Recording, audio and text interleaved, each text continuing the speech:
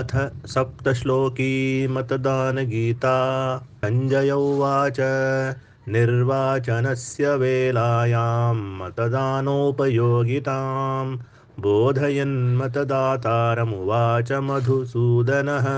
श्रीभगवानुवाच यदा यदा हि राष्ट्रेऽस्मिन् निर्वाचनं विधीयते निर्वोढुं निजकर्तव्यं तदा मतं प्रदीयताम् लोकतन्त्रस्य संग्रामे ब्रह्मास्त्रं मतमुच्यते यस्य सन्धानमात्रेण कुशासनं प्रणश्यति नान्यः पन्था मतं त्यक्त्वा सुशासनाय विद्यते तस्मादपरिहार्येऽर्थे मतं प्रयच्छ भारत प्रजानां सर्वधर्मेषु सर्वोपरि मतं मतदानात् परं श्रेयो जनताया न विद्यते नेता कोऽर्हश्च को नर्ह सम्यगेतत् विचिन्तय ततो मताय युज्यस्व